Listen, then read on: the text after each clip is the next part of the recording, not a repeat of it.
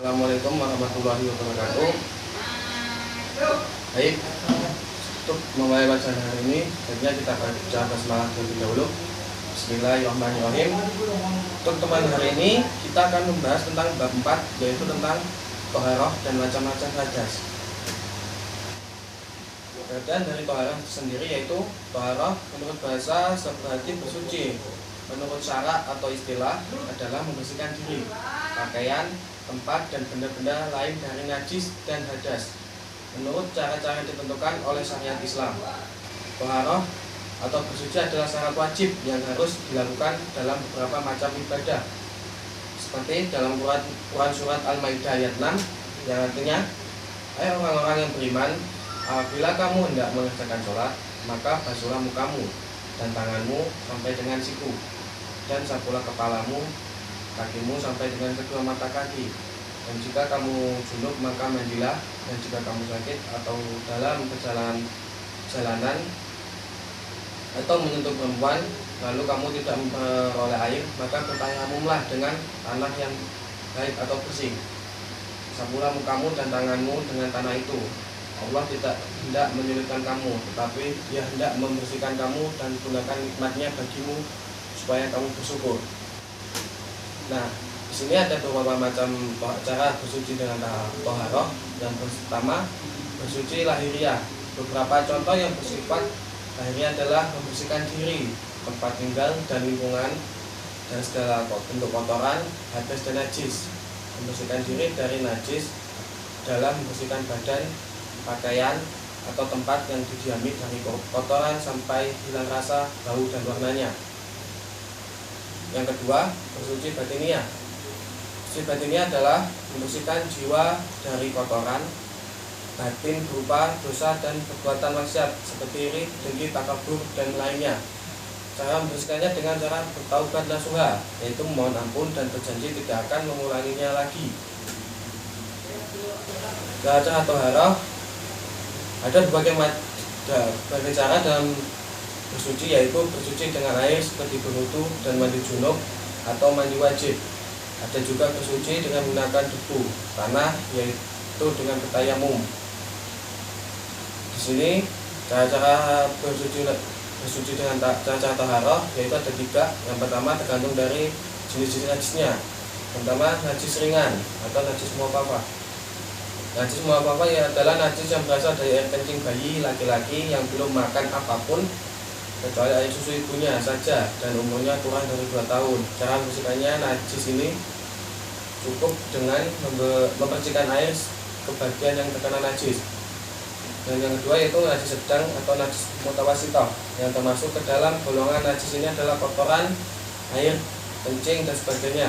Cara membersihkannya cukup dengan membasuh atau menyiramnya dengan air sampai najis tersebut hilang, baik rasa, bau, dan warnanya. Dan yang ketiga, najis berat, najis mughalladzah, yaitu najis suatu najis yang ditetapkan berdasarkan dalil yang pasti, yaitu anjing dan babi. Cara yaitu dengan menghilangkan barang najisnya terlebih dahulu, lalu mencucinya dengan air bersih sebanyak 7 kali, dan salah satunya dengan tanah atau batu. Dan selanjutnya kita lanjut ke hadas. Pengertian hadas secara teknologi yaitu tidak suci atau keadaan badan tidak suci, jadi tidak boleh sholat. Adapun menurut terminologi, hadas adalah keadaan badan yang tidak suci atau kotor dan dapat dihilangkan dengan cara wudu, mandi wajib, dan tayamum. Nah, demikian dalam kondisi wajib dan tayamum dilarang untuk mengerjakan ibadah yang menuntut keadaan badan bersih dari hadas dan najis seperti sholat, tawaf, dan i'tikaf. Macam-macam hadas. Yang pertama adalah hadas kecil.